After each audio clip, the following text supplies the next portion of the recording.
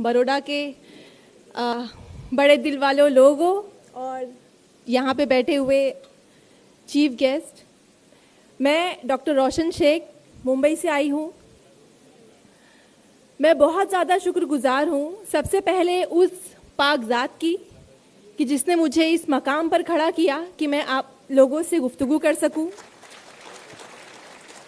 उसी की रहमतों की हर घड़ी कायल रही हूँ मैं, उसी की रहमतों की हर घड़ी कायल रही हूँ मैं कि जिसकी ज़ात ने बख्शी है ये गहराइयाँ मुझको।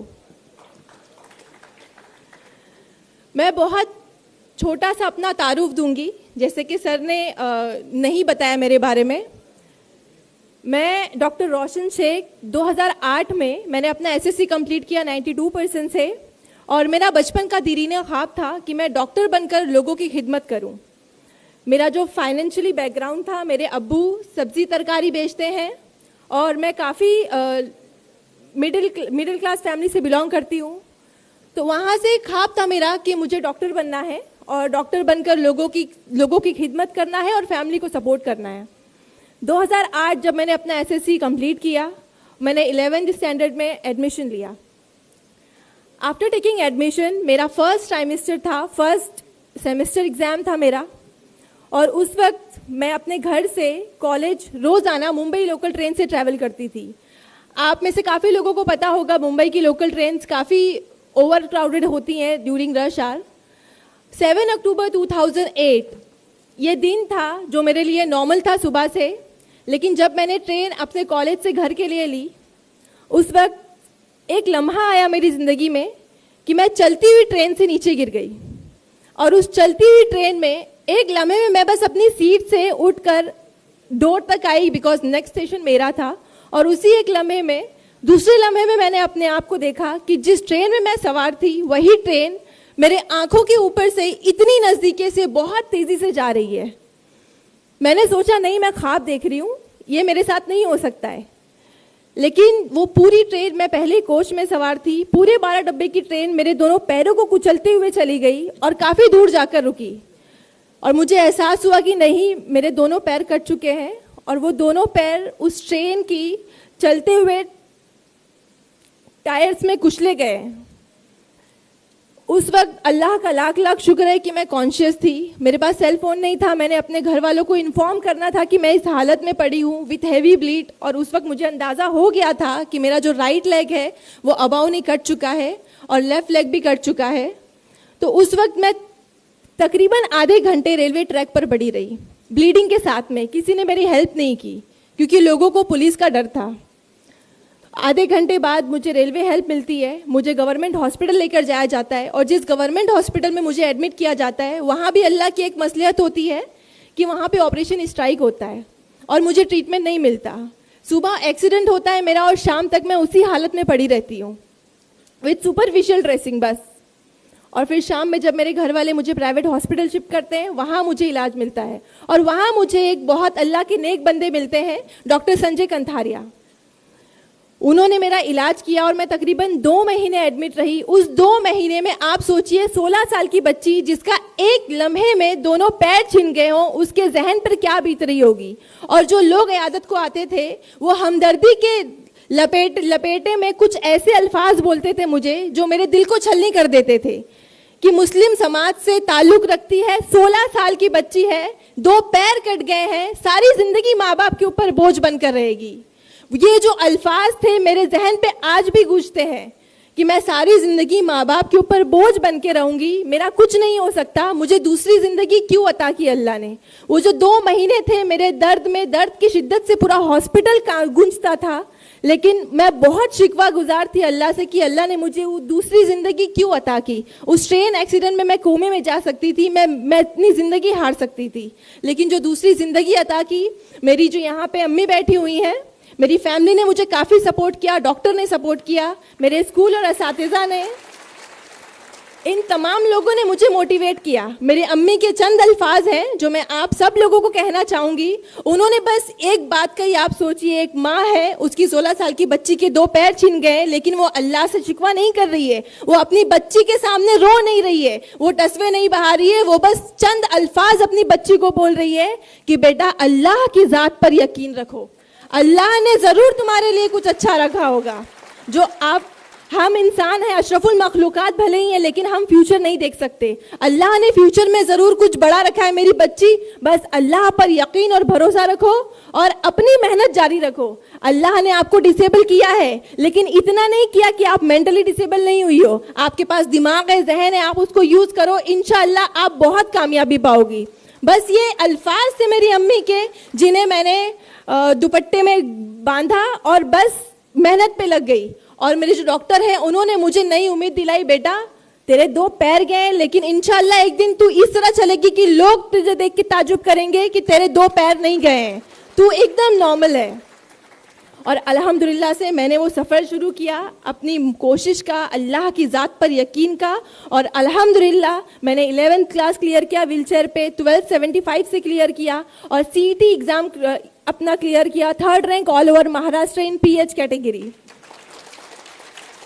वो दिन बहुत ही खुशियों का दिन था मेरे लिए, क्योंकि मेरा दीरीना ख्वाब पूरे होना जा रहा था।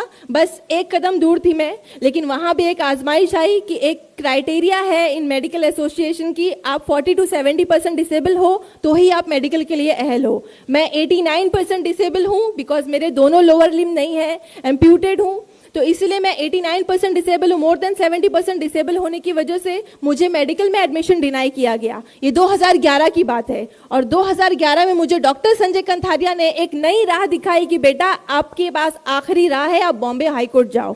उस वक्त बहुत ताज्जुब हुआ मुझे कि एक नॉर्मल इंसान को मेडिकल में एडमिशन या किसी चीज़ में एडमिशन के लिए एक अच्छा रैंक लाना होता है। मैंने वो लाया, लेकिन बॉम्बे हाई कोर्ट जाकर एडमिशन के लिए डिमांड करना ये नई चीज़ थी मेरे लिए। लेकिन मैंने अल्लाह पे भरोसा रखा कि अगर मेरी किस्मत में डॉक्टर बनना रहा तो ज़रूर, क्या पता इसी तरीके से मिले। और मैं बॉम्बे हाई कोर्ट गई 2011 में, मैंने अपना केस दायर किया और अल्हम्दुलिल्लाह अल्लाह का लाख लाख शुक्र है कि मैं वहाँ पे गिव अप करके नहीं बैठी, बिकॉज बहुत सारे स्टूडेंट मुझसे जो पहले थे वो गिव अप कर गए थे, उन्होंने दूसरी लाइन चूज कर ली। लेकिन मैं बॉम्बे हाई कोर्ट गई और अल्लाह ने उस शख्स के दिल में रहम डाला, चीफ जस्टिस मोहित शाह सर ने मेरे फेवर में अपना जजमेंट दिया। और 2011 में इन 2011 आई गॉट एडमिशन। जो मेरी अम्मी कहा करती कि तुम्हें बहुत अच्छा रखा है तुम्हारे लिए, वो सच हुआ। मुझे टॉप मोस्ट कॉलेज से GS medical college in KM hospital में एडमिशन मिला 2011 में। और जो 5.5 साल का सफर था मेरे MBBS का, मैंने बहुत कठिनाइयों से सहा, मैंने बहुत दर्द सहे, लेकिन बस एक पॉजिटिव चीज़ थी मेरे लिए, मेरे दिमाग में, कि जो भी जहनी तौर पर मरीज है इस समाज में, इस कल्चर में, इस सोसाइटी में, जो मुझे नाअहल समझते थे कि मैं MBBS नहीं कर सकती हूँ, मैं बोझ बनी रहूंगी, 89% डिसेबल हूँ, 2 पैर नहीं है, कुछ नहीं कर सकती, मुझे उनको जवाब देना है और मुझे सारे लोगों को प्रूव करके दिखाना है कि 89% डिसेबल होने के बाद भी मैं MBBS कर सकती हूँ। और अल्हम्दुलिल्लाह अल्लाह का लाख लाख शुक्र है कि मैं बहुत प्राउडली कह रही हूँ कि 2016 में मैंने अपना MBBS क्लियर किया सेठ GS मेडिकल कॉलेज से with flying colour, 1st class से मैंने अपना MBBS क्लियर किया। और जिस वक्त मैंने अपना MBBS क्लियर किया, सारे लोगों को बहुत ही खामोशी से मैंने जवाब दे दिया और काफ़ी उस बात की काफ़ी चर्चा हुई, मुझे काफ़ी नेशनल अवार्ड मिले अल्हम्दुलिल्लाह। और तब मैंने सोचा कि मेरी ये जर्नी यहाँ तक नहीं रहनी चाहिए, मुझे सिर्फ MBBS तक नहीं प्रूव करना है, मुझे लोगों को ये भी दिखाना है कि मैं highest degree in medicine, doctor of medicine जो होती है वो मैं अचीव करूं। और उसके लिए मैंने अगेन नीट की प्रिपरेशन की। मैंने नीट में again 3rd rank in all over Maharashtra in PH quota clear किया और उसके बाद MBBS क्लियर किया। मैंने 3rd रैंक नीट में लिया, नीट PG, लेकिन उसके बाद भी मुझे एडमिशन में डिनाई मिला। सेम क्राइटेरिया कि हम अगेंस्ट लॉ नहीं जा सकते, 40-70 क्राइटेरिया है, आप 89% डिसेबल हो, आपने 1st क्लास से MBBS क्लियर किया है तो भी हम आपको एडमिशन नहीं दे सकते, PG में आपको एडमिशन नहीं मिल सकता। और बस 2 दिन रह गए थे ऑनलाइन फॉर्म फिलिंग में। उस वक्त मेरा दिमाग काम नहीं कर रहा था, मैं किसके लिए पास जाऊं मदद के लिए, बिकॉज हाई कोर्ट में कम से कम 1 महीना लगता जजमेंट आने। तो उस वक्त अल्लाह ने, वो एक बात कहते हैं कि अगर अल्लाह ने वो ले लिया जिसे खोने का तुम तसव्वुर भी नहीं कर सकते, तो यकीनन वो कुछ ऐसा भी देगा जिसे पाने का तुमने सोचा भी नहीं होगा। तो बस एक गैबी मदद आई मेरे पास जो मैंने कभी सोचा भी नहीं था। मेंबर ऑफ पार्लियामेंट किरीत सुमैया मेरी हेल्प के लिए आए, बेटा मैं 2 दिन में तेरे लिए फैसला करके लाऊंगा। वो फौरन दिल्ली, मुंबई से उन्होंने फ्लाइट ली, Delhi central health minister JP Nadda sir के पास आए, उन्होंने मोदी सर से भी बात की, मेरे अपील को लेकर बात की, और आप यकीन नहीं मानेंगे कि ये इंडियन लॉ का हिस्टोरिक डिसीजन हुआ उस दिन। 20 साल पुराना कानून जस्ट 2 दिन में चेंज हुआ मेरी अपील की बिना पर। और अभी जो है वो जो 40-70 वाला क्राइटेरिया था, अब वो जो अपर लिमिट है 70%, वो अल्हम्दुलिल्लाह से हटा दी गई है। तो अब मेरे जैसे जो भी कैंडिडेट होंगे मोर देन 70% डिसेबल, उन्हें कोई भी हाई कोर्ट के चक्कर नहीं लगाने पड़ेंगे, किसी के आगे गिड़गिड़ाना नहीं पड़ेगा एडमिशन के लिए, वो आराम से मेडिकल में एडमिशन ले सकते हैं। और फिर उसके बाद यहाँ से जब क्लियरेंस हुई तो मुझे अल्हम्दुलिल्लाह अल्लाह ने वापस एक कामयाबी से नवाजा। मुझे अगेन मेरे ही अल्मा मेटर सेठ जीएस मेडिकल कॉलेज के एम हॉस्पिटल में पीजी की सीट मिली, और अल्हम्दुलिल्लाह से मैं अब 2nd ईयर रेसिडेंट हूँ इन एमडी पैथोलॉजी। ये सारी चीजें बताने का, ये जो जिंदगी के फैक्ट्स थे मेरे आप सब लोगों के सामने रखने का एक ही मकसद था मेरा। यहाँ पे इतने सारे लोगों ने इतनी बड़ी बड़ी बातें की, मैं एक आखिरी स्पीच डिलीवर हूँ यहाँ पर, लेकिन मैं बस अपनी ज़िंदगी के फैक्ट्स आपसे शेयर कर रही हूँ। मैं कोई सियासी बात नहीं कर रही हूँ, मैं कोई इल्मी बात नहीं रख रही हूँ आपके सामने, बिकॉज मेरी हैसियत बहुत छोटी है ये सब कहने की। लेकिन बस मैं ये चाहती हूँ कि मेरे ज़िंदगी के फैक्ट से अगर यहाँ पे बैठे ऑडियंस में अगर एक बंदा भी अल्लाह की ज़ात से कनेक्ट हो जाए और अगर वो अपनी परेशानियों से लड़ना सीख ले, तो मेरा यहाँ पे आना सफल हो जाएगा।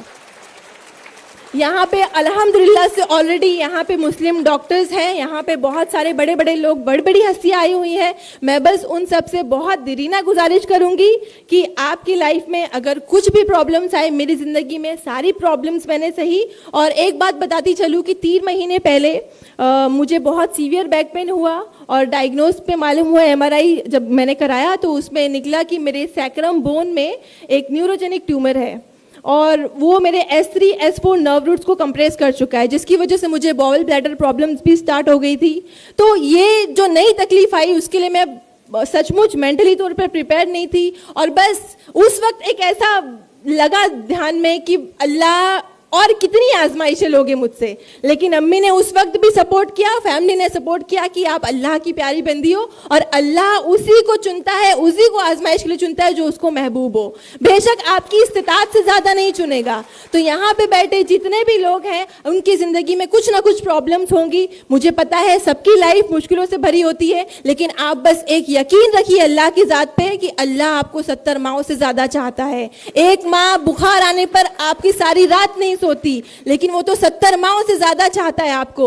इतनी परेशानियों में, इतने दर्द में कैसे छोड़ेगा। मैंने दिन रात रो रो कर गुजारे, लेकिन अल्लाह पर यकीन नहीं डगमगाया। मेरी माँ की उस अल्फाज ने कि अल्लाह पर भरोसा रखो, बेशक आगे बहुत कुछ अच्छा है आपके लिए। और अल्हम्दुलिल्लाह से वो ट्यूमर मेरा रिमूव हुआ, मेरी सर्जरी हुई, मैं 2 महीने बेड रिडन थी, लास्ट मंथ मैंने ज्वाइन किया। अल्हम्दुलिल्लाह से अगेन मैं आपके सामने एज ए डॉक्टर होके मुखातिब हो रही हूँ। अल्लाह की बहुत बड़ी कामयाबी है और बहुत बड़ा एहसान है मेरे ऊपर कि अल्लाह ने मुझे इतनी सारी आजमाइशों के लिए चुना।